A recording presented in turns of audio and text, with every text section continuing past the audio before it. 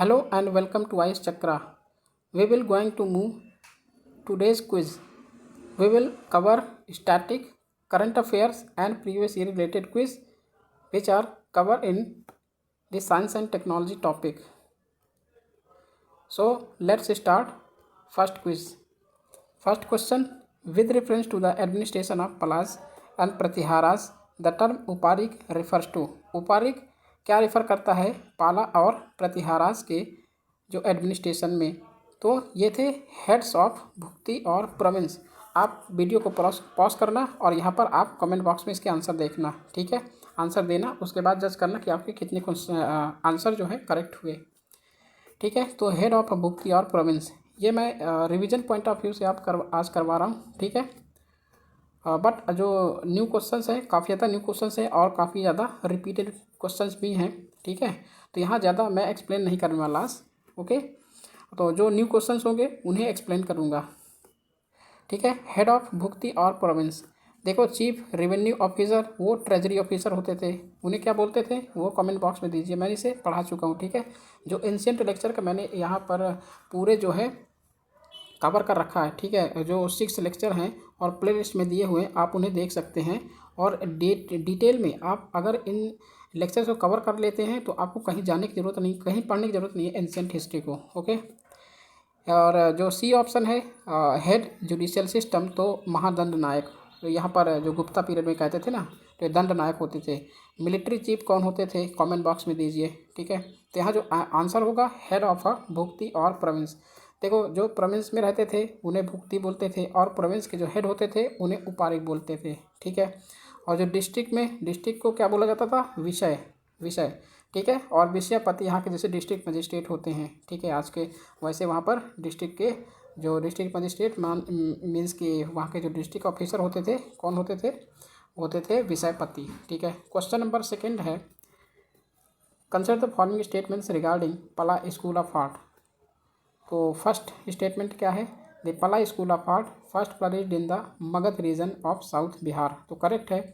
Majority of early Pala period remains are Buddhist, majority of early Pala period Buddhist थे, yes ये भी correct है।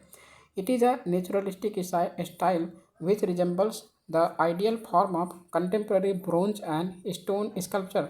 It is a naturalistic style, क्या ये naturalistic style था? यस ये भी करेक्ट है, तो option D will be the right answer, ठीक है।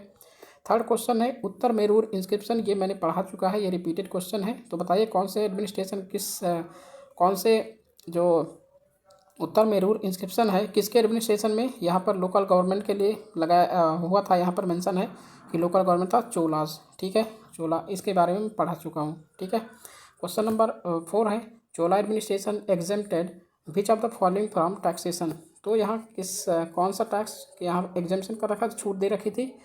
फॉरेस्ट है, ceremonial occasions like marriages, internal and external trade via tolls, marine and mines and ports, तो यहाँ किसी का भी नहीं करा, ठीक है। इन्होंने क्या किसे जो छूट दिया था टैक्सेस में वो थे वुमेन, ठीक है, poor, children as well as यहाँ पर जो प्रीस्ट होते थे, ठीक है, इनके लिए जो है वो टैक्स में छूट थी, बाकी किसी के लिए नहीं था, ओके। तो यहाँ डी ऑप्शन सही था।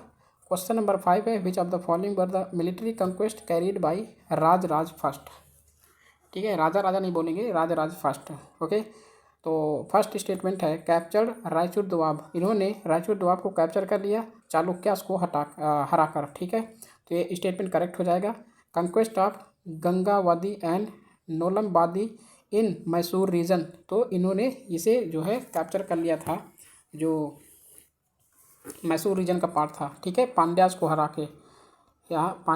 के यहाँ पर मतलब मैसूर रीजन को कैप्चर कर लिया था। नेक्स्ट होल ऑफ श्रीलंका, इन्होंने नहीं किया, राज फर्स्ट नहीं किया इन्होंने, तो मतलब नॉर्दर्न जो श्रीलंका का थोड़ा सा पार्ट था उन्होंने डिफीट किया था श्रीलंका में, ठीक है, उसे कैप्चर किया था। बट जो श्रीलंका जैसे राजेंद्र फर्स्ट ये जो थे इनके सन, ठीक है, उन्होंने कैप्चर किया होल ऑफ श्रीलंका। तो यहाँ थर्ड स्टेटमेंट रॉन्ग हो जाएगा, 1 and 2 means a is the right answer होगा।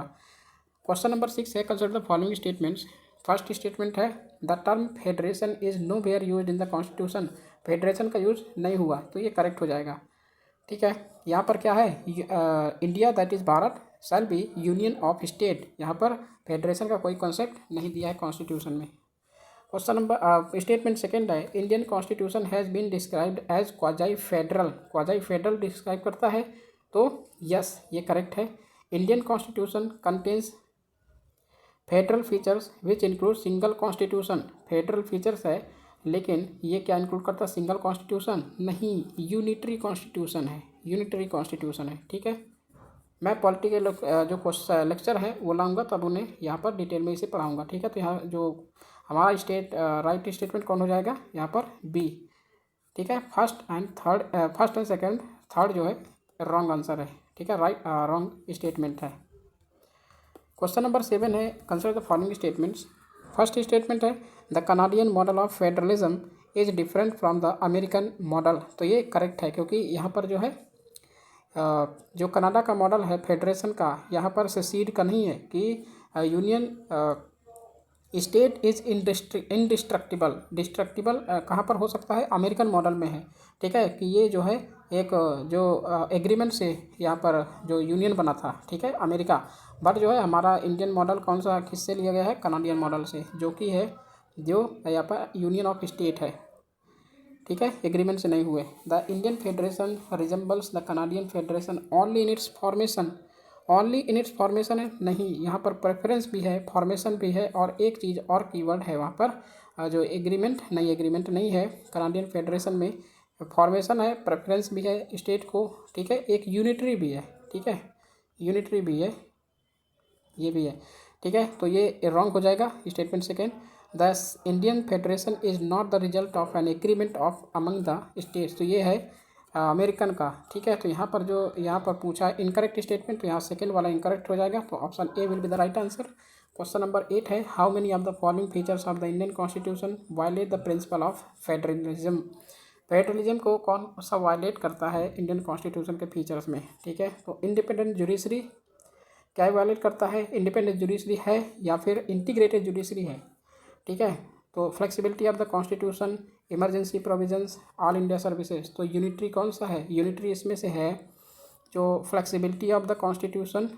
ठीक है, और यहाँ इमरजेंसी प्रोविजन मतलब फ्लेक्सिबिलिटी ऑफ द कॉन्स्टिट्यूशन क्या क्या मतलब है? यहाँ पार्लियामेंट ही केवल क्या कर सकती है, या तो फ्लेक्सिबल मतलब सिंपल मेजॉरिटी, या फिर स्पेशल मेजॉरिटी से कोई भी अगर चेंज करना चाहती है कॉन्स्टिट्यूशन के प्रोविजंस को, तो कौन कर सकती है? यहाँ पर स्टेट नहीं कर सकता, ओनली एंड ओनली पार्लियामेंट कर सकता है। तो यहाँ पर जो है flexibility of the constitution violate करता है प्रिंसिपल ऑफ फेडरलिज्म को। ठीक है, इमरजेंसी प्रोविजन सारी पावर किसके पास चली जाती है? पार्लियामेंट के पास, यानी यूनियन के पास। ऑल इंडिया सर्विस जैसे IAS IPS और IFS ऑफिसर्स होते हैं, इनको कौन अपॉइंट करता है? रिक्रूटमेंट कौन देता है? Solely recruited by the union and training as well given by the union. ठीक है, तो यहाँ जो है फर्स्ट वाला जो है इंडिपेंडेंट जुडिशरी, ये नहीं होगा, बाकी ये तीनों होंगे, तो C option will be correct. ठीक है, क्वेश्चन नंबर 9 है, consider the following statements. Part 9 of the Indian constitution deals with the legislative relations between the centre and the states. तो पार्ट 9 में क्या है? ये है कि मतलब लाइन रिफॉर्म या फिर कोई जुडिशियल रिव्यू का कंसेप्ट यहाँ पर दिया है कि जुडिशियल रिव्यू होगा नहीं होगा। ठीक है, और the Indian constitution does not place any restriction on the plenary territorial jurisdiction of the parliament. कोई भी रेस्ट्रिक्शन यहाँ पर प्लेस नहीं करता है। ठीक है, तो ये इनकरेक्ट हो जाएगा।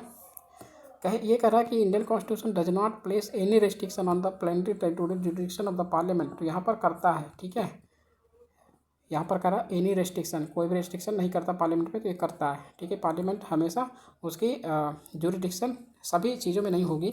हालांकि यहाँ पर यूनियन पार्लियामेंट जो है वही कंट्रोल करता है मैक्सिमम चीज़ों को। The governor is empowered to direct that an act of parliament does not apply to a scheduled area in the state. The governor is empowered to direct that an act of parliament does not apply to a scheduled area in the state. तो ये भी क्या हो जाएगा? Correct हो जाएगा। जैसे कि एग्जांपल के तौर पर असम है। ठीक है, यहाँ पर ट्राइबल एरिया में जैसे ऑटोनमस डिस्ट्रिक्ट हैं, ऑटोनमस रीजनल काउंसिल है, यहाँ पर जो है गवर्नर का ही रोल है। यहाँ प्रेसिडेंट जैसे कि यहाँ पार्लियामेंट का कोई भी मतलब उसका जो एक्ट्स है वहाँ इम्प्लीमेंट नहीं होंगे, जो भी गवर्नर चाहेंगे वही वहाँ इम्प्लीमेंट होंगे। जैसे कि अब देखा जाए कि बोडोलैंड टेरिटोरियल काउंसिल, ये सब ऑटोनमस रीजनल काउंसिल हैं, यहाँ पर गवर्नर का ही यहाँ पर एक्ट ही वहाँ पर लागू होंगे। ठीक है, जैसे प्रेसिडेंट के अब यहाँ पर देखा जाए तो ट्राइबल एरियाज में कौन कौन से में मेघालय, त्रिपुरा और मिज़ोरम में यहाँ प्रेसिडेंट की जो है आर्ट्स और जुरिडिक्शन जो है उनके यहाँ पर इम्प्लीमेंट होंगे। ठीक है, तो जो है फर्स्ट स्टेटमेंट करेक्ट है, सेकंड स्टेटमेंट रॉन्ग है, third statement will be correct. So option B will be the right answer. Question number 10 है, with reference to the state administrative tribunal consider the following statement. State administrative tribunal के बारे में बात कर रहे हैं, तो the state administrative tribunals exercise original jurisdiction in relation to recruitment and all service matters of the state government employees. तो ये कह रहा है एक्सरसाइज जो एसेटीज़ हैं एक्सरसाइज करते हैं original jurisdiction in relation to recruitment and all service matters of the state government employees. तो ये करेक्ट हो जाएगा। सेकेंड स्टेटमेंट है, chairman and members of the SATs are appointed by the governor after consultation with the chief minister of the state concern. नहीं, ये गलत हो जाएगा, क्योंकि यहाँ पर जो एसएटी के चेयरमैन या फिर मेंबर्स होते हैं कौन अपॉइंट करते हैं, प्रेसिडेंट, ऑन द रिकमेंडेशन या फिर रिकमेंडेशन नहीं कंसल्टेशन विद द गवर्नर। ठीक है, तो ये स्टेटमेंट जो है सेकंड स्टेटमेंट रॉन्ग हो जाएगा। ठीक है, ये करेक्ट है, ये रॉन्ग हो जाएगा। As of now no state has its state administrative tribunal. देखो यहाँ बहुत सारे स्टेट हैं, जैसे 9 स्टेट हैं, अभी करंट में 9 स्टेट हैं जहाँ एडमिनिस्ट्रेटिव ट्राइब्यूनल यहाँ पर इम्प्लीमेंट है। और जैसे देखा जाए कि जैसे एमपी है और हिमाचल प्रदेश है और तमिलनाडु है। ठीक है, यहाँ पर जो है ये जो है क्या करते थे, डिसइन्फोर्स कर दिए थे कि हम वहाँ पर जो एसेटीज़ नहीं मतलब डी रजिस्टर्ड कर दिए थे। ठीक है, बट यहाँ पर रिसेंटली हिमाचल प्रदेश जो है इसको एसेटीज़ यहाँ पर फॉर्म किया गया, इम्प्लीमेंट किया गया। ठीक है, जो इन्फोर्स है, और तमिलनाडु जो है यहाँ पर जो है स्विच किया है कि हमें एसेटीज़ को अब अपॉइंट करना है। ठीक है, तो ये चीज़ है। तो यहाँ पर ऑप्शन कौन से होंगे, second option will be incorrect. ठीक है, और यहाँ third option also incorrect. So option A will be the right option, जो कि 2 स्टेटमेंट यहाँ पर इनकरेक्ट हो जाते हैं। क्वेश्चन नंबर 11 है, consider the following statements regarding the state legislative council. The constitution leaves the choice of having a legislative council to the parliament. तो the constitution leaves the choice of the having a legislative council of the parliament. Parliament नहीं, state legislature. ठीक है, parliament लिए नहीं है, parliament के पास जैसे state legislature होगा वही यहाँ पर मूव करेगा कि हमें जो है ये चाहिए कि स्पेशल मेजॉरिटी वो भी। ठीक है, स्पेशल मेजॉरिटी चाहिए, 2/3 मेजॉरिटी जो कहते हैं। ठीक है, तो यहाँ इस जो पार्लियामेंट के पास भेजेगा रिकमेंडेशन कि हमें जो है लेजिस्लेटिव काउंसिल बनाना है। ठीक है, तो पार्लियामेंट अप्रूव करेगा, तो पार्लियामेंट पर डिपेंड करता है कि अप्रूव करता है नहीं करता है। ठीक है, लेकिन स्टेट लेजिस्लेचर की जो वो होगी यहाँ पर मेजॉरिटी होगी वो 2/3 की होगी। तो ये स्टेटमेंट रॉन्ग हो जाएगा, पार्लियामेंट नहीं है, स्टेट लेजिस्लेचर। सेकेंड स्टेटमेंट है, council can not have more than 1/3 of the number of MLAs in the state and not less than 40 members. तो ये करेक्ट हो जाएगा, क्योंकि यहाँ पर जो है क्या क्या चलता है, 1/3, 1/3, 1/12 and 1/12।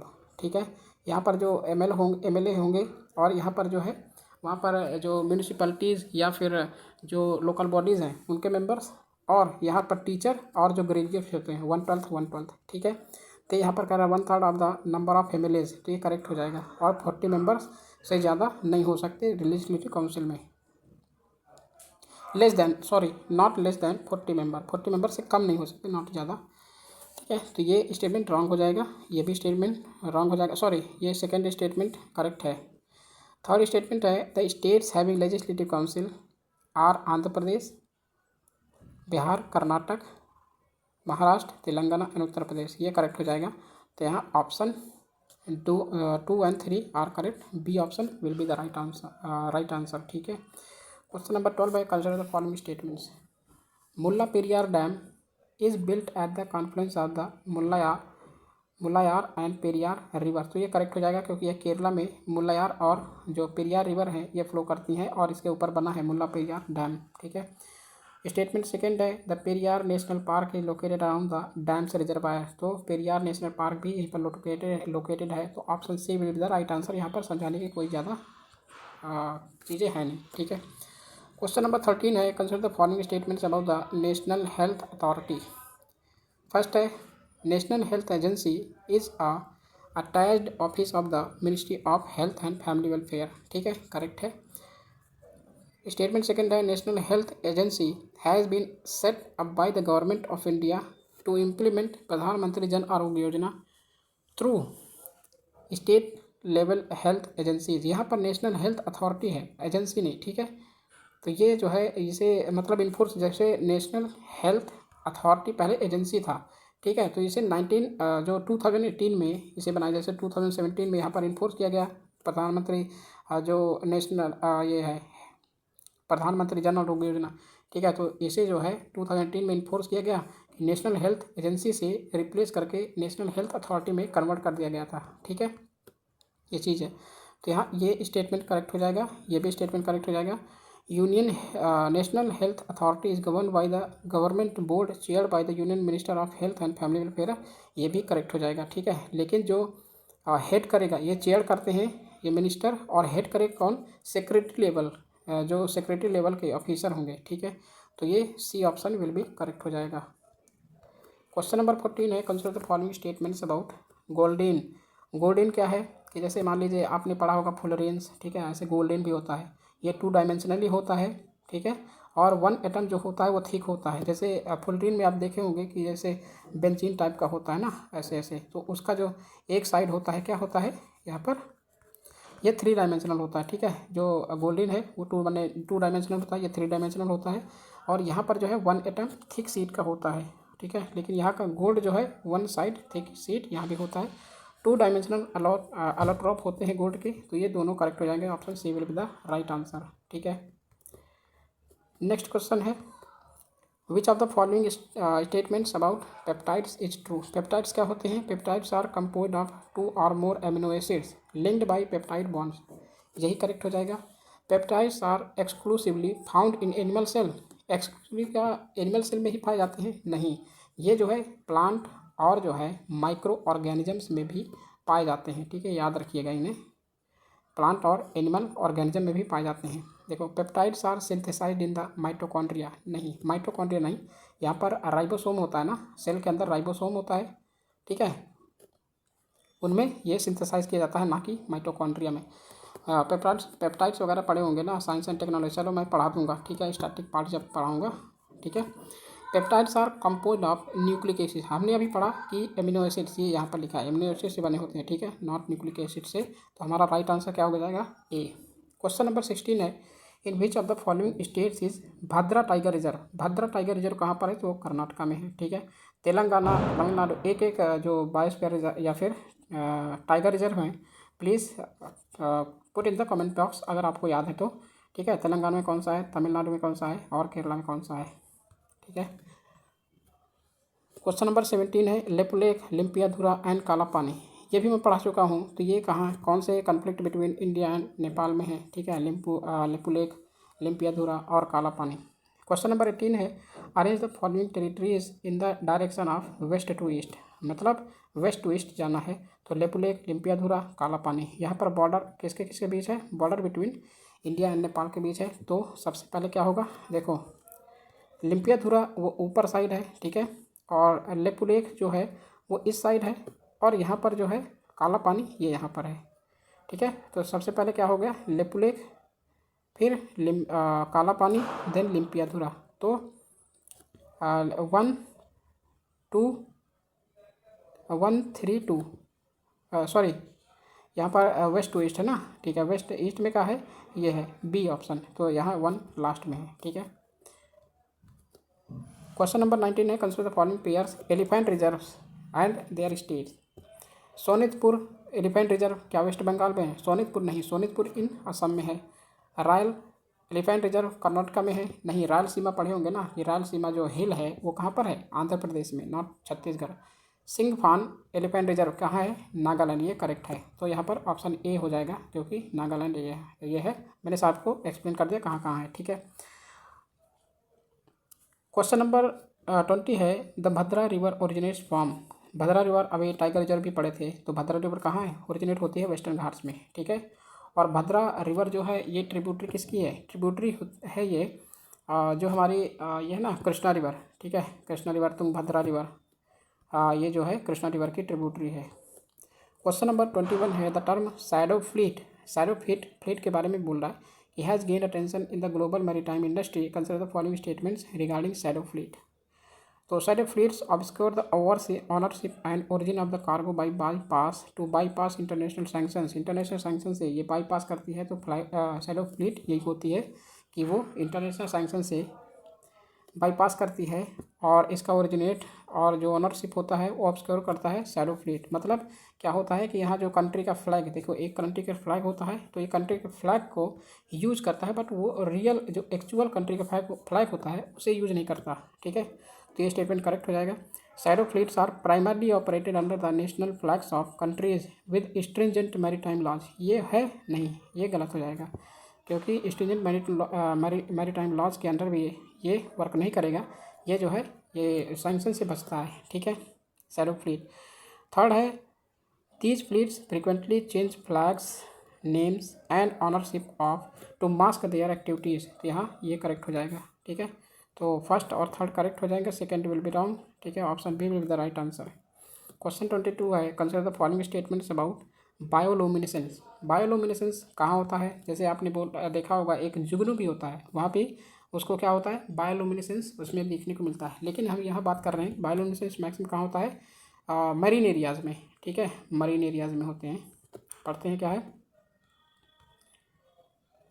Bioluminescence is the production of light by living organisms primarily due to the physical process. क्या फिजिकल प्रोसेस होता है? नहीं, ये फिजिकली नहीं होता है, केमिकल रिएक्शन से होता है। ठीक है, तो ये रॉन्ग हो जाएगा। सेकंड है नॉक्टिलुका साइंटिलांस also known as sea sparkle is a bioluminescent phytoplankton responsible for creating blue waves. Yes, it is correct। तो इनकरेक्ट पूछ रहा है तो यहाँ पर ऑप्शन ए हो जाएगा इनकरेक्ट, क्योंकि option statement first is incorrect है।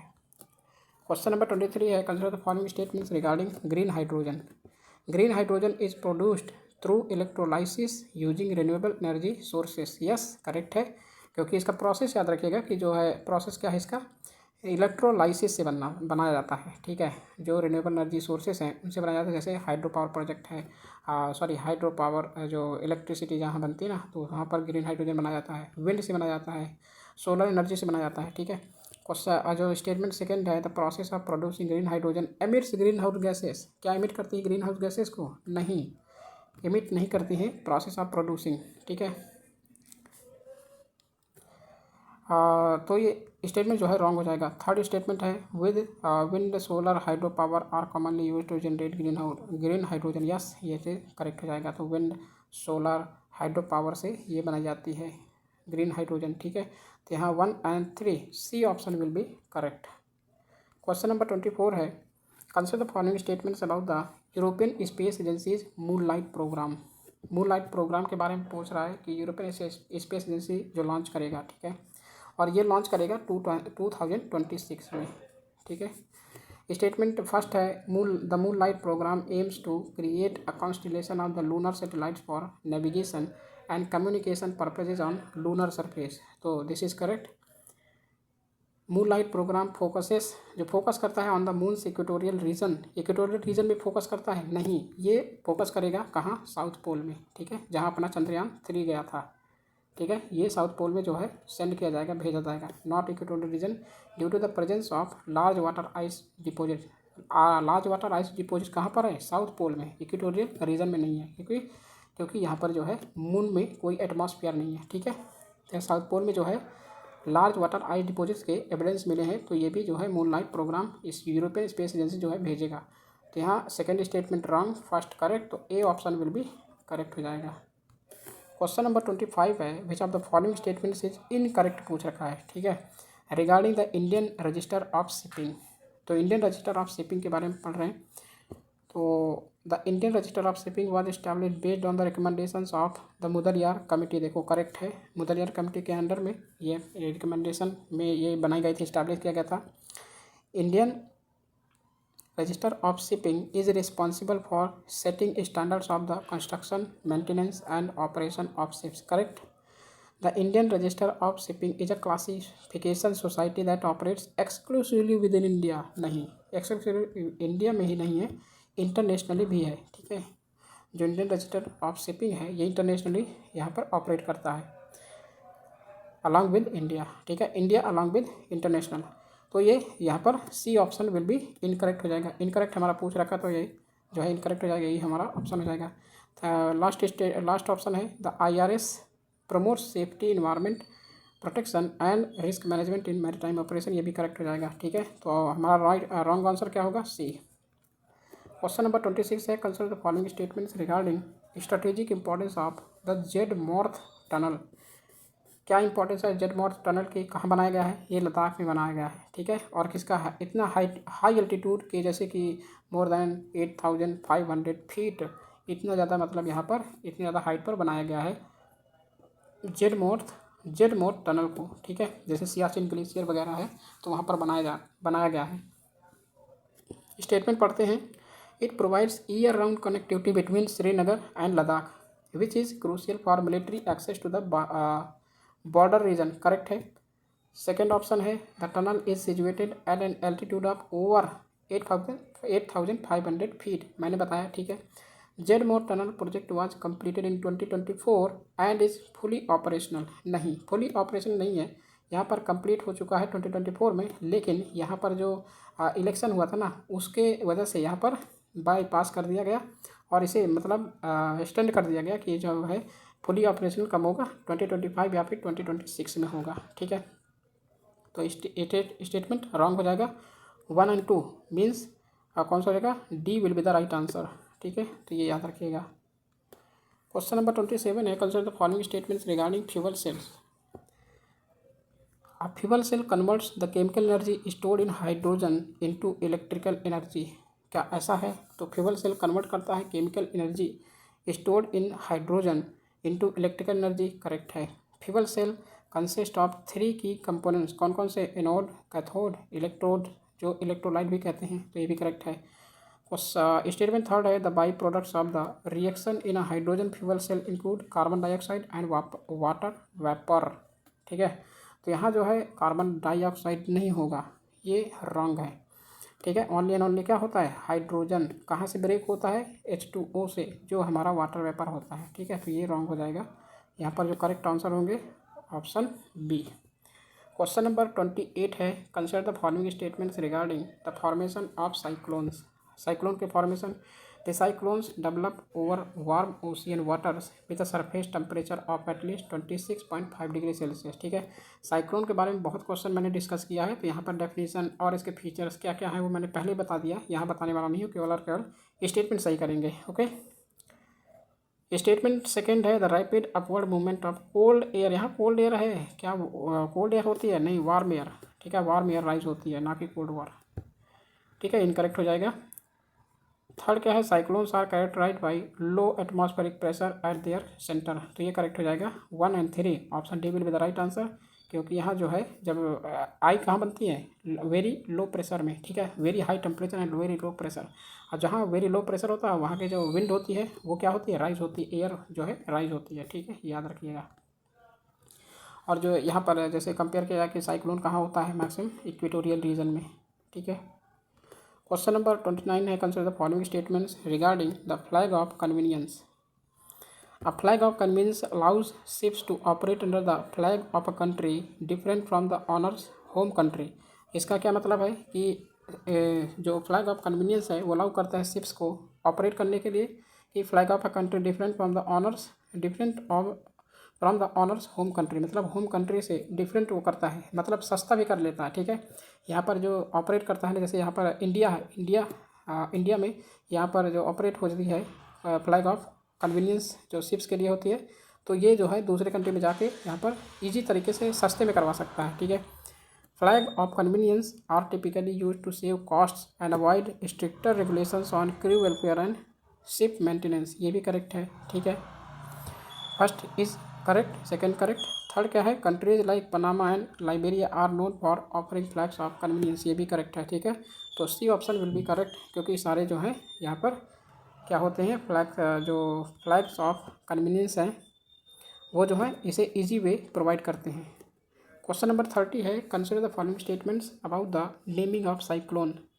कैसे नेम करते हैं साइक्लोन का? Cyclone names must not be offensive और repeat names used in past. Past में यूज नहीं किया गया हो और कोई ऑफेंसिव ना हो यहाँ पर साइक्लोन का नेम। ठीक है, या जैसे कहते हैं कि रिलीजन के बेस पर, कल्चर के बेस पर या फिर पॉलिटिकल बेस पर, यहाँ पर कोई भी प्रेफरेंस नहीं होना चाहिए। The naming process is intended to indicate the severity और impact of a cyclone. Naming process is intended to indicate the severity और impact of cyclone. Yes, correct है। Cyclones are named based on the country where they make landfall. Correct है। Yes, ये भी correct है। देखो यहाँ पर name land based on the countries where they make landfall, मतलब कौन कौन से कंट्री हैं। जैसे यहाँ पर नेमिंग साइक्लोन, जैसे कि यहाँ पर जो WMO है, ठीक है, WMO वर्ल्ड मेट्रोलॉजिकल ऑर्गेनाइजेशन ने यहाँ पर कैसे कैसे साइक्लोन को डिजिग्नेट किया। जहाँ पर जैसे इंडियन ओशन है, इंडियन ओशन रीजन में साइक्लोन, जैसे यहाँ पर वेली कहाँ होता है, ऑस्ट्रेलियन रीजन में, ठीक है। जैसे कह सकते हैं पैसिफिक जो ऑस्ट्रेलियन रीजन है वहाँ पर वेली बुलाते हैं, ठीक है। टाइफून जो होते हैं चाइनीज़ या फिर जो साउथ चाइना सी या फिर Pacific region, western Pacific region, ठीक है। और जो है यहाँ पर हरिकेन्स कहाँ होता है, हरिकेन्स जो मिडिल अटलांटिक ओशन या फिर बोले कि north and middle Atlantic ocean Caribbean island के पास होते हैं, ठीक है। वहाँ पर हरिकेन यहाँ पर देखने को मिलते हैं, ठीक है। तो यहाँ पर कौन कौन से नेम कर सकते हैं इंडिया के जो regional around Indian ocean region है। तो यहाँ पर पाकिस्तान है, ठीक है, इंडिया है, बांग्लादेश है, म्यांमार है, थाईलैंड है और मालदीव्स है, ठीक है, श्रीलंका है। और यहाँ पर जो अफ्रीकन कंट्री हैं और यहाँ पर मिडिल ईस्ट जैसे ओमान है, ठीक है। लेकिन और जो है यहाँ पर इंक्लूड किया गया है WMO द्वारा कि ये भी नेमिंग कर सकते हैं कौन कौन से, जैसे सऊदी अरेबिया है, यमन है, कतर है, ठीक है, कतर है, UAE है। ये यहाँ पर नेमिंग का प्रोसीजर यहाँ पर इंक्लूड किया गया इन कंट्रीज़ को। तो ये चीज़ याद रखिएगा। तो हमारा ऑप्शन क्या होगा, C। ओके, नेक्स्ट क्वेश्चन है consider the following statements about the Mekong river. Mekong river के बारे में भी हमने 2-3 क्वेश्चन सॉल्व किया है, तो यहाँ पर देखते हैं। Mekong river is longest river, नहीं, यांगटीज रिवर जो चाइना में है, यांगटीज रिवर। हालांकि ये भी मेकोंग रिवर भी है चाइना में, जो तिब्बत रीजन है वहाँ से ओरिजिनेट होती है, ठीक है। तो स्टेटमेंट रॉन्ग हो जाएगा, ठीक है, लॉन्गेस्ट नहीं है, थर्ड लार्जेस्ट है, ठीक है। पहली है यांगटीज रिवर। सेकेंड है the Mekong river originates from the Tibetan plateau and flows into Bay of Bengal. क्या बे ऑफ बंगाल में फ्लो होती है, नहीं, ये जो है साउथ चाइना सी में फ्लो होती है, ठीक है। यहाँ पर ये भी क्या हो जाएगा, रॉन्ग, ठीक है। यहाँ पर साउथ चाइना सी में फ्लो होती है, ना कि बे ऑफ बंगाल में। ओके, पहले कहाँ निकलती है, तिब्बत चाइना रीजन में, ठीक है। म्यांमार में आती है, लाओस, वियतनाम, थाईलैंड, ओके, और यहाँ पर कैम्बोडिया, ये 6 कंट्री से होके जाती है, ठीक है।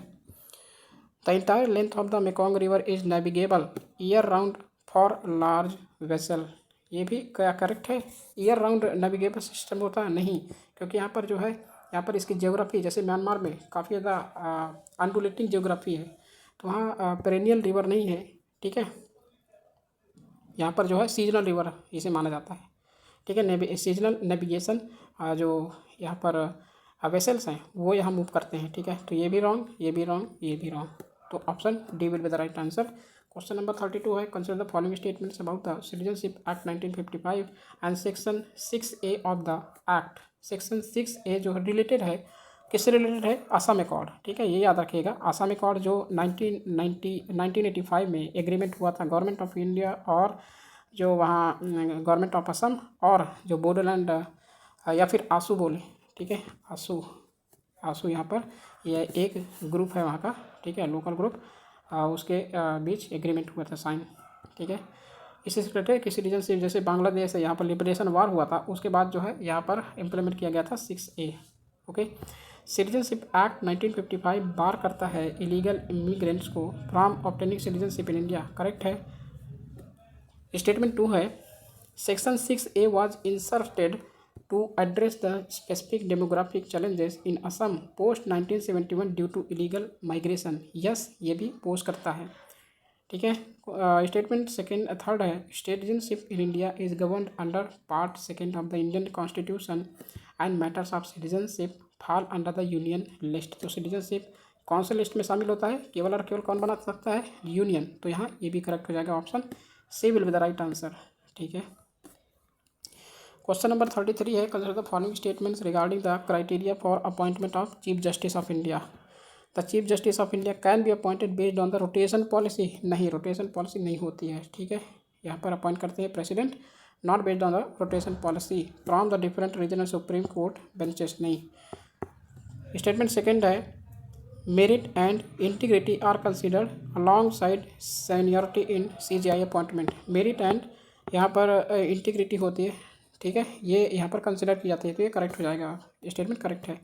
CGI is selected by a committee of sitting supreme court जजेस and then recommended to the president. ये रिकमेंड करते हैं, नहीं। जो यहाँ पर जैसे अभी करंट में जो CGI चंद्रचूड़ हैं, ठीक है, chief justice of India Chandrachud, उन्होंने रिकमेंड किया अपने नेक्स्ट सक्सेसर जो यहाँ पर BR गवई, ठीक है, BR गवई नहीं, BR गवई नहीं है, वो जो है कौन है, सॉरी याद नहीं आ रहा मुझे,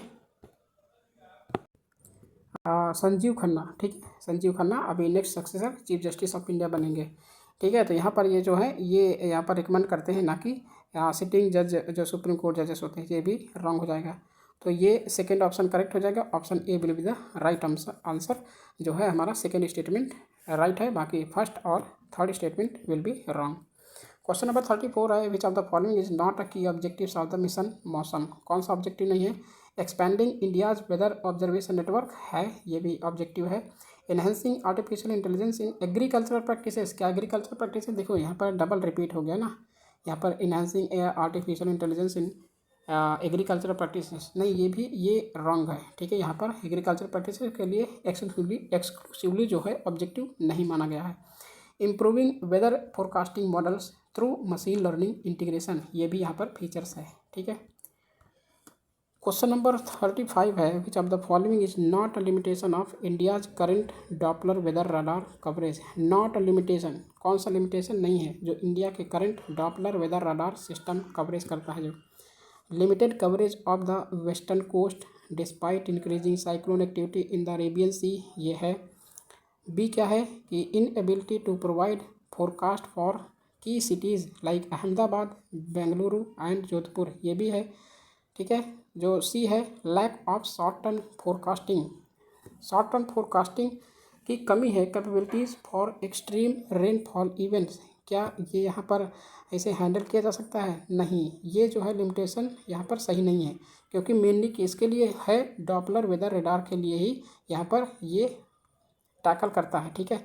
insufficient number of radars in urban centres will high flood risk, यहाँ पर ये भी लिमिटेड फीचर्स है, ठीक है। तो यहाँ सी ऑप्शन हो जाएगा करेक्ट, ओके, क्योंकि यहाँ पर रेनफॉल इवेंट्स के लिए ही मेनली यहाँ पर सेटअप किया गया है डॉपलर वेदर रडार को। क्वेश्चन नंबर 36 है, consider the following statements regarding T+O trading settlement cycle.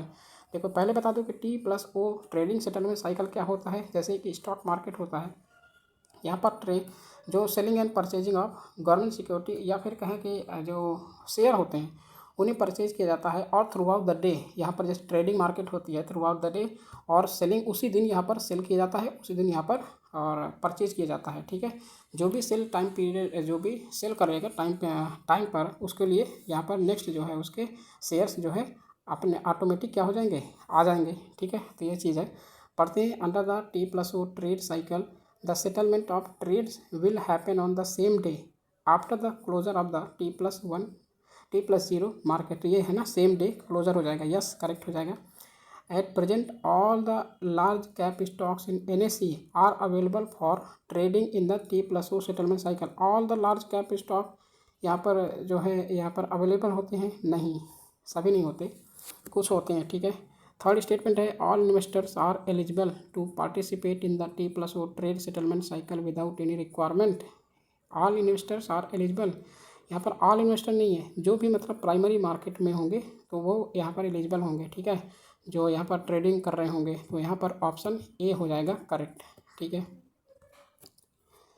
Question number 37 है, consider the following statements regarding avian flu. Avian flu क्या होता है? जो बर्ड फ्लू होता है, जैसे है ना, तो बर्ड से रिलेटेड कोई भी फ्लू होगा, जैसे एवियन फ्लू।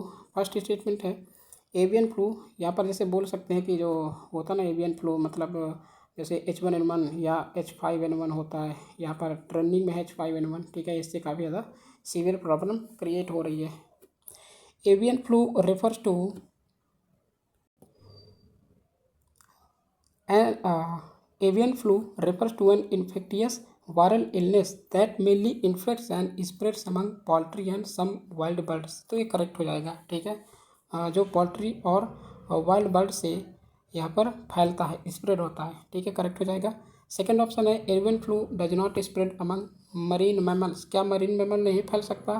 फैल सकता है, ठीक है, तो ये इनकरेक्ट हो जाएगा। Humans are at risk but they are rarely contract avian flu. तो ह्यूमन यहाँ पर जो वो होती है ना, यहाँ पर प्रेजेंस मान लीजिए कि इसके बीच स्प्रेड होता है, तो बहुत रेयर केस में स्प्रेड होता है, क्योंकि यहाँ पर इनके टच में नहीं होते। बहुत जैसे लीथल होता ना, बहुत ज़्यादा सीवियर जो वायरल लोड होंगे, तभी यहाँ पर जो है ह्यूमन इन्फेक्ट हो सकता है, अदरवाइज एवियन फ्लू से जल्दी इन्फेक्ट नहीं होता। तो ये करेक्ट हो जाएगा। तो फर्स्ट और थर्ड करेक्ट, बी ऑप्शन हो जाएगा अपना करेक्ट आंसर, ठीक है। क्वेश्चन नंबर 38 है, consider the following statements regarding commission of railway safety. First statement है, commission of railway safety deals with matters related to safety of rail travel and operations as laid down in the railway act 1989। यहाँ पर correct हो जाएगा, क्योंकि ये जो है act बना था 1989, जो रेलवे सेफ्टी के एक्ट इसके रिगार्डिंग बना था, ठीक है। स्टेटमेंट सेकेंड है, investigating serious train accidents is one of the key responsibility of the commission of railway safety. Yes, इसकी ये भी करेक्ट है, ठीक है। It is under the administrative control of ministry of railways. जो देखो यहाँ पर जो है ये इनकरेक्ट हो जाएगा, क्योंकि यहाँ पर जो कमीशन ऑफ रेलवे सेफ्टी है, इसको एडमिनिस्टर कौन करता है? एडमिनिस्ट्रेटिव कंट्रोल किसके हाथ में होता है, किसके पास होता है? ये मिनिस्ट्री ऑफ सिविल एविएशन के पास होता है, ठीक है। ये चीज़ याद रखिएगा कि मिनिस्ट्री ऑफ सिविल एविएशन के जो कंट्रोल उसके कंट्रोल में होता है। तो इनकरेक्ट पूछा है, इनकरेक्ट कौन हो जाएगा? थर्ड स्टेटमेंट इनकरेक्ट, तो option A will be the right answer, ठीक है। क्वेश्चन नंबर 39 है, consider the following statements regarding leucism. Leucism क्या है कि leucism affects the pigmentation of an animal's skin, feathers, scales और फर। करेक्ट हो जाएगा। Leucism causes a complete absence of pigment. यहाँ पर कंप्लीट अब्सेंस ऑफ पिगमेंट है नहीं, इसकी वजह से नहीं। जैसे किसकी वजह से होता है? लूसिजम्स की वजह से नहीं होता। यहाँ पर जैसे कहते हैं ना मेलानिज्म, ठीक है, मेलानिज्म। यहाँ पर प्रोनाउंसिएशन अगर गलत हो तो माफ़ करना, ठीक है। मेलानिज्म होता है, अगर ये मेलानिज्म की वजह से, मेलानिज्म जिसके अंदर कम होता है उसको जो है यहाँ पर स्किन का जो वो होता है ना, उसकी स्किन वैसे दिखेगी। जैसे यहाँ पर हम विटिलिगो जो डिसीज़ होती है, वहाँ देखने को मिला था कि वहाँ पर जो मेलानिज्म होता है, मेलानिन होता है, वो बहुत कम होता है, ठीक है, या फिर ना के बराबर होता है। तो वहाँ सफ़ेद जो दाग होते हैं वहाँ पर हो जाते हैं, ठीक है। और leucism is not a genetic condition. Leucism क्या है? जेनेटिक कंडीशन है। यहाँ पर जेनेटिक नॉट बोला है, तो ये इनकरेक्ट हो जाएगा। तो सेकंड और थर्ड इनकरेक्ट हो जाएंगे, फर्स्ट करेक्ट हो जाएगा, तो यहाँ ए option will be correct. Question number 40 है, the Bandung conference of 1955। Bandung conference आप सुने होंगे, ये किस में हुआ था? नॉन अलाइंड मूवमेंट जब हुआ था ना 1955 में। तो यहाँ पर जो है बांडुंग कॉन्फ्रेंस किसके लिए हुआ था? नाम के लिए, नॉन अलाइंड मूवमेंट। जब यहाँ लीड कर रहा था इंडिया, जो है इंडिया का मेन रोल था कि यहाँ पर इंटीग्रेट किया जाए साउथ एशिया को, या फिर जो ये कहें कि जो यहाँ पर एक लाइन होती है ना, जो कौन सी है, जो रिच और जो मिडिल इनकम कंट्रीज़ हैं उनके बीच में, ठीक है। तो वो जो है जब वर्ल्ड वार सेकेंड या फिर कोल्ड वार के ड्यूरेशन में यहाँ पर नॉन अलाइनमेंट बनाया गया था, इसको याद रखिएगा, ठीक है। क्वेश्चन नंबर 41 है, विद रेफरेंस टू, हाँ यहाँ पर बोलते हैं ब्रंट लाइन कमीशन, ठीक है, ब्रंट लाइन बोलते हैं उसे, ठीक है, जो यहाँ ग्लोबल साउथ और ग्लोबल नॉर्थ में होता है, ओके। डेवलप्ड और डेवलपिंग कंट्री बोल सकते हैं उसे। क्वेश्चन नंबर 41 है, with reference to the Tungabhadra river consider the following statement. First statement है, the river originates in the western Ghats in the state of Karnataka. Karnataka में ओरिजिनेट होती है, तो यस करेक्ट है। The river ultimately merges with Kaveri river, नहीं कावेरी में नहीं, यहाँ पर कृष्णा रिवर की ये ट्रिब्यूटरी है, ठीक है, Tungabhadra river. The river passes through Hampi से पास होती है, तो ये करेक्ट है, ठीक है। Underground springs are the primary source of water for river. Underground जो सोर्स अंडरग्राउंड स्प्रिंग्स हैं, नहीं अंडरग्राउंड स्प्रिंग नहीं, जब साउथ वेस्ट मानसून यहाँ पर आ जाता है तो इसके रिगार्डिंग क्या होता है, क्या होता है कि तुंगभद्रा रिवर, यहाँ से तुंगभद्रा रिवर को वाटर मिलता है, तो ये फ्लो होती है, ठीक है। तो यहाँ जो है सेकेंड और फोर्थ स्टेटमेंट जो है वो रॉन्ग होगा और 1 एंड 3 करेक्ट होगा, तो option C will be the right answer. Okay, question number 42 है, consider the following pairs, policies, tools और आउटकम्स। क्या पॉलिसीज हैं, उनके टूल्स क्या हैं और उसका आउटकम्स क्या है। Monetary policy, tax cuts and public spending stimulating aggregate demand. क्या टैक्स कट के लिए होता है, जहाँ यह टैक्स कट दिखे तो यहाँ सीधा कर दीजिएगा कि फिजिकल पॉलिसी। मॉनेटरी पॉलिसी किसके उसमें कौन मीन्स कंट्रोल करता है, मॉनेटरी पॉलिसी RBI, ठीक है, और physical policy government of India. Okay, ये चीज़ याद रखिएगा। तो यहाँ जो monetary policy, interest rate adjustment and controlling inflation, ठीक है, और जो फिजिकल पॉलिसी है ये टैक्स कट और public spending stimulating aggregate demand, यहाँ पर ये कंट्रोल करता है, ठीक है। Structural reforms, deregulation and labour reforms increasing long term economic growth, यहाँ पर स्ट्रक्चरल रिफॉर्म्स इसके लिए होगा, ये जो है करेक्ट हो जाएगा। तो ऑप्शन क्या हो जाएगा 1, जो कि हमारा थर्ड स्टेटमेंट जो है करेक्ट है, बाकी सेकेंड ऊपर के दोनों अल्टरनेट है तो इनकरेक्ट हो जाएंगे। क्वेश्चन नंबर 43 है, with reference to the international monetary fund consider the following statement. International monetary fund एक इंडिपेंडेंट इंटरनेशनल फाइनेंशियल इंस्टीट्यूशन है that cooperates closely with the united nations. देखो इसका क्या मतलब है, यूनाइटेड नेशन के क्लोजली रिलेटेड होता है, ठीक है। और एक फैक्ट ये है कि जो IMF है ये एक स्पेशलाइज्ड एजेंसी है यूनाइटेड नेशंस की, बट इंडिपेंडेंट वर्क करती है यहाँ पर, ठीक है। तो ये चीज़ याद रखिएगा। तो स्टेटमेंट फर्स्ट जो है वो करेक्ट हो जाएगा। It is regarded as the global lender of last resort to national government, global lender of last resort हो टू द नेशनल गवर्नमेंट, तो ये करेक्ट हो जाएगा, ठीक है। यहाँ पर लोन भी प्रोवाइड करता है IMF, जैसे हमारे 1991 में एक जो रिसेशन आया था, ठीक है, यहाँ पर जो है क्राइसिस आता है, इकोनॉमिक क्राइसिस, यहाँ किससे लोन लिया गया था, ये IMF से, ठीक है। Special drawing rights is a type of loan provided by the IMF to developing countries. Special drawing rights जो हैं यहाँ पर ये लोन नहीं है, ये जो है उसके जो SDR जो यहाँ पर IMF के रिजर्व में रखा होता है किसी भी कंट्री का, तो उससे जो भी यहाँ पर प्रॉफिट होता है उसको जो है यहाँ पर जो भी प्रॉफिट होता है वो ट्रांसफ़र कर दिया जाता है, कंट्री को मिलता है, ठीक है, वो पैसा। तो यहाँ पर एक लोन नहीं है। ओके, तो ये रॉन्ग हो जाएगा। स्टेटमेंट 4 है, international financial review report is published biannual by the IMF to provide economic forecast. यहाँ पर इंटरनेशनल फाइनेंशियल रिव्यू रिपोर्ट नहीं है, यहाँ पर जो है ग्लोबल इकोनॉमिक या फिर बोले ग्लोबल इकोनॉमिक प्रॉस्पेक्ट नहीं, ग्लोबल इकोनॉमिक आउटलुक या फिर वर्ल्ड इकोनॉमिक आउटलुक बोलते हैं उसे, ठीक है। वर्ल्ड इकोनॉमिक आउटलुक जो है वो बायनुअल पब्लिश किया जाता है IMF के द्वारा इकोनॉमिक फोरकास्ट करने के लिए, ठीक है। तो ये भी क्या हो जाएगा, इनकरेक्ट। तो हमारा आंसर जो होगा वो क्या हो जाएगा, फर्स्ट और second correct, B will be the right answer, ठीक है। क्वेश्चन नंबर 44 है, consider the following statements. Tenkana spiders are endemic to north eastern India. North eastern India क्या है, तो ये इनकरेक्ट है। Tenkana spiders prefer dryer areas and ground habitat, dryer area ground habitat, ये correct हो जाएगा। देखो यहाँ पर जो है पढ़ने की ज़रूरत नहीं है, ऐसे ही सॉल्व कर सकते हैं कि जो ये रहता है ड्रायर एरियाज़ में या फिर ग्राउंड हैबिटाट में।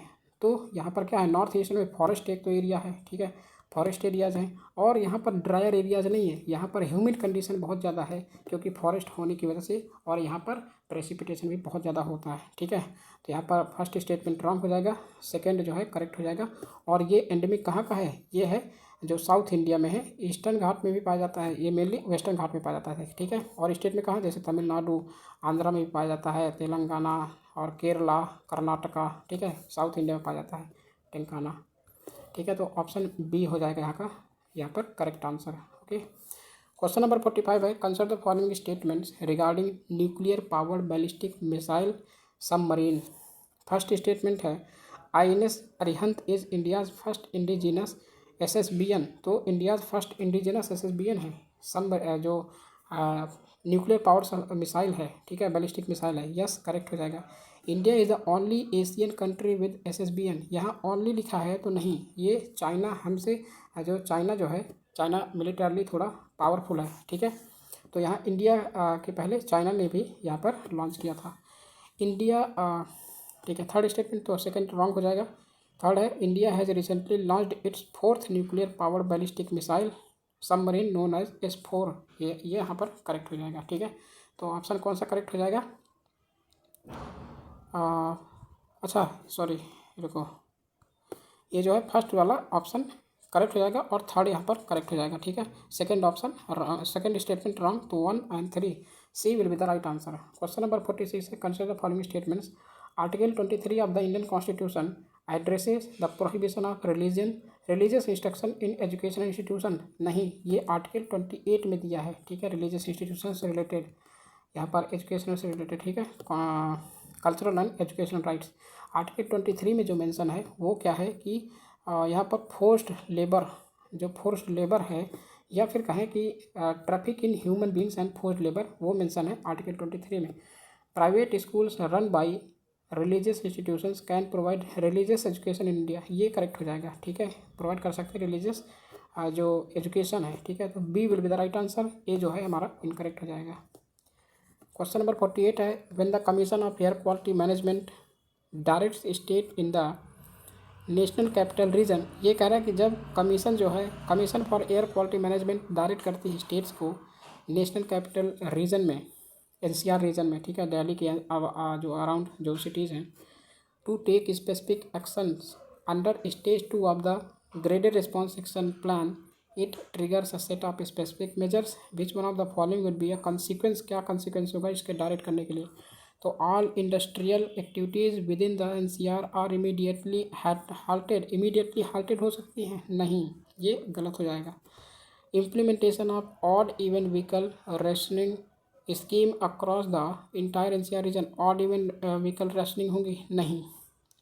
Increase water sprinkling on roads to control dust pollution, yes, control dust pollution and enhancement of public transport services to discourage private vehicle use, ये यहाँ पर करेक्ट हो जाएगा, ठीक है, क्योंकि ये देखो अगर पढ़ोगे तो पॉजिटिविटी भी यहाँ पर देखने को मिलेगी।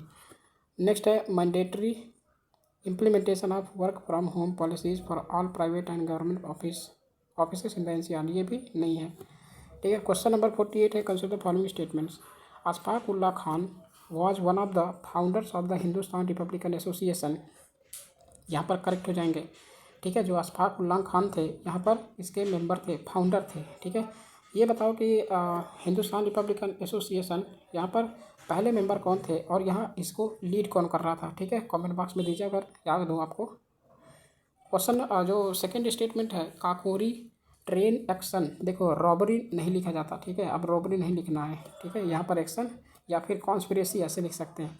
द काकोरी ट्रेन एक्शन या फिर Kakori train conspiracy was part of the civil disobedience movement, नहीं, ये हुआ था 1924 में, 1924 में। तो यहाँ पर काकोरी रॉबरी जो है, काकोरी एक्शन जो है, यहाँ पर सिविल डिसोबीडियंस मूवमेंट जो है ये नॉन वायलेंट था, ठीक है। तो यहाँ ये रॉन्ग हो जाएगा, फर्स्ट करेक्ट, तो option A will be the right answer, ठीक है। क्वेश्चन 49 है, which one of the following statements best describes the geopolitical significance of BRICS in the context of global governance, ये इसका ये मतलब है कि जियोपॉलिटिकल जो सिग्निफिकेंस है ब्रिक्स का, उसे कंटेक्स्ट में, जो ग्लोबल गवर्नेंस के कंटेक्स्ट में ब्रिक्स का जो सिग्निफिकेंट जियोपॉलिटिकल सिग्निफिकेंस है उसको कौन सा स्टेटमेंट डिस्क्राइब करता है? तो ऑप्शन पढ़िए। BRICS primarily serves as a counter balance to NATO, क्या नेटो को काउंटर बैलेंस करने के लिए प्राइमरली बनाया गया था? नहीं।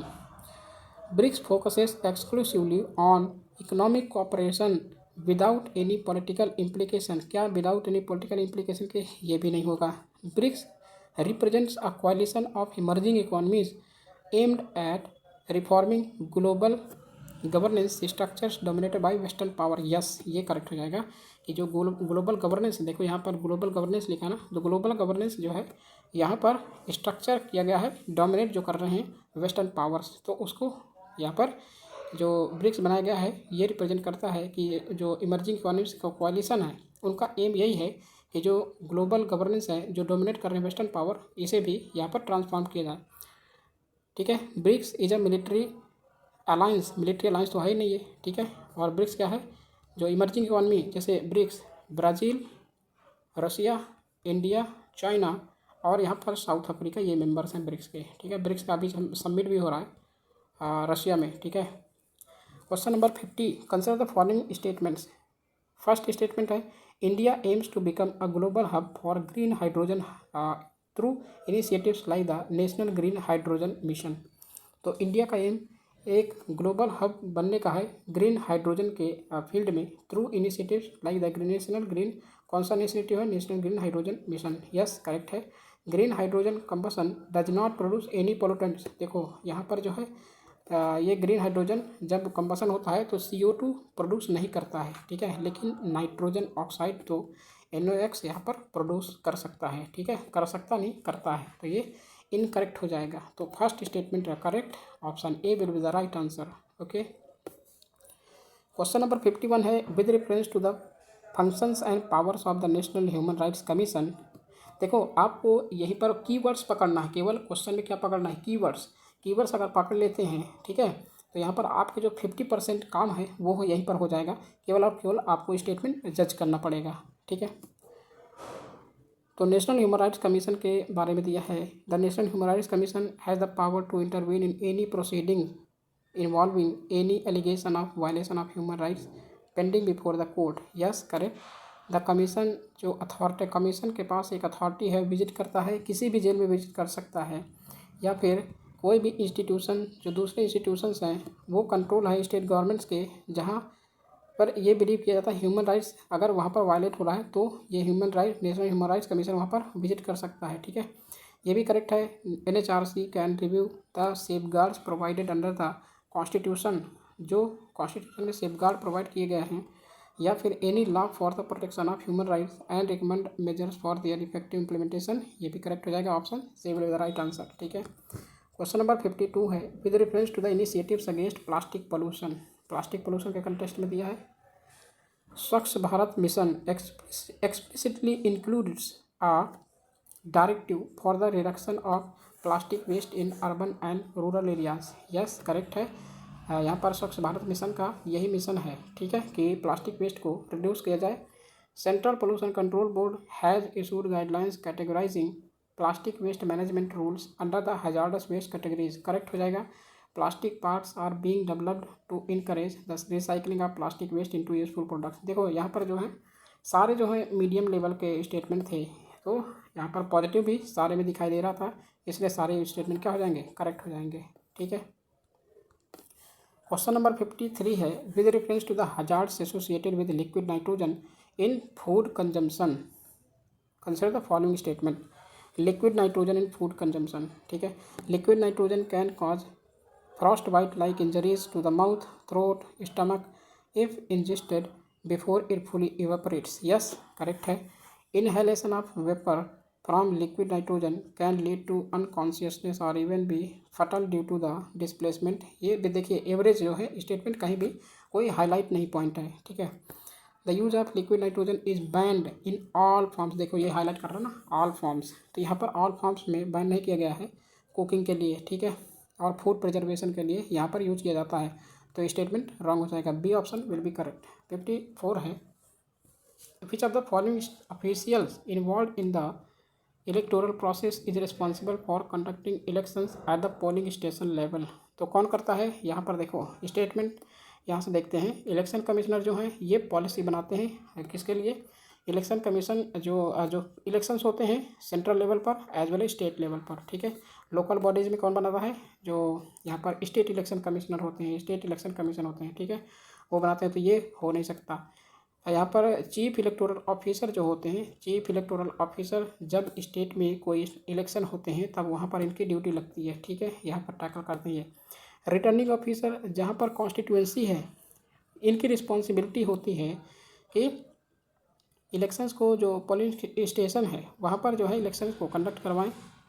प्रीसाइडिंग ऑफिसर जो है यहाँ पर करेक्ट हो जाएंगे, क्योंकि जो इलेक्टोरल प्रोसेस है वो रिस्पॉन्सिबिलिटी होती है for conducting elections at the polling station level, ठीक है। ये कॉन्स्टिट्यूएंसी लेवल पर होते हैं, ये पोलिंग स्टेशन लेवल पर होते हैं, ठीक है। तो यहाँ पर बी ऑप्शन जो है करेक्ट हो जाएगा।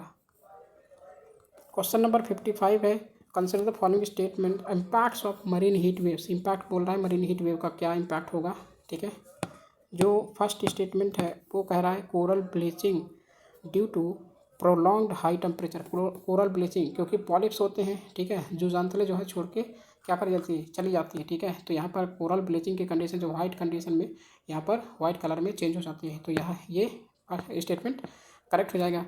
सेकंड है destruction of kelp forest. Kelp forest देखो, केल्प फॉरेस्ट क्या होते हैं, ये कोई प्लांट नहीं होते, ये टाइनी और माइक्रो ऑर्गेनिजम्स जो होते हैं जो बहुत ज़्यादा इंपॉर्टेंट होते हैं बायोडाइवर्सिटी के लिए, ठीक है। तो केल्प फॉरेस्ट का डिस्ट्रक्शन हो जाता है, ये भी करेक्ट है। Increase in invasive species, increase हो जाती है इन्वेसिव स्पीसीज, ठीक है। तो ये भी करेक्ट हो जाएगा। Option C will be the right answer, ठीक है। क्वेश्चन नंबर 56 है with reference to the expanded programme on immunization. Expanded programme on immunization की बात कर रहा है। तो it was launched by the World Health Organization, correct. Launch of immunization expanded program on immunization has helped in eradicating measles। Measles के लिए यहाँ पर इराडिकेट नहीं है, जो स्मॉल पॉक्स है, याद रखना, स्मॉल पॉक्स को वर्ड से यहाँ पर इराडिकेट कर दिया गया है, न कि ये लॉन्च किया गया था मेजल्स के लिए, ठीक है। तो ये स्टेटमेंट इनकरेक्ट हो जाएगा। On the lines of EPI India also launch its indigenous immunization programme known as universal immunization programme. तो यूनिवर्सल इम्यूनाइजेशन प्रोग्राम किसका है, इंडिया का है, ठीक है। और यहाँ पर WHO ने कब लॉन्च किया था, 1974 में। इंडिया का जो यहाँ पर यूनिवर्सल इम्यूनाइजेशन प्रोग्राम कब लॉन्च हुआ, 1985 की बात करें, 1985 में लॉन्च किया था, ठीक है। और जो है 6 डिसीज़ के लिए, ये भी याद रखना, 6 डिसीज़, जो 6 डिसीज़ हैं, जैसे ट्यूबरकुलोसिस हो गई, मिजल्स हो गया, ठीक है, और और जैसे हो गए, ठीक है, तुम इंक्लूडिंग दीज डिसीज़, ठीक है। लेकिन अब जो है मोर देन 13 डिसीजेस के लिए यहाँ पर इंक्लूड किया गया है, ठीक है। ये immunization expanded programme on immunization जो प्रोग्राम है, इनमें मोर देन 13 डिसीज यहाँ पर इंक्लूड किया गया है। तो ये भी क्या है, करेक्ट हो जाएगा, ये भी करेक्ट। ये सेकेंड वाला ऑप्शन इनकरेक्ट है। फोर्थ क्या है, herd immunity contribute to the success of EPI programme by protecting individuals who are unable to receive vaccination. ये भी जो अनेबल है वैक्सीनेशन को रिसीव करने में, उसे यहाँ पर प्रोटेक्ट किया जाएगा इसके अंदर, जो प्रोग्राम के अंदर, ठीक है। ये भी करेक्ट हो जाएगा। तो option C will be the right answer, क्योंकि यहाँ पर सेकेंड वाला इनकरेक्ट है। क्वेश्चन नंबर 57 है in which one of the following cases did the Supreme Court rule that the constitution needs a harmonic balance of fundamental rights and directive principles of state policy.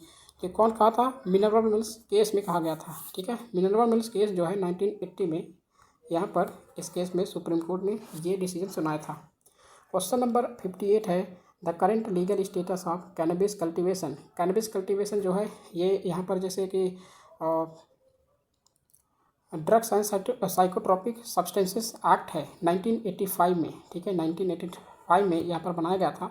तो इसे क्या declare किया गया था, जो cannabis cultivation है ये illegal है, ठीक है।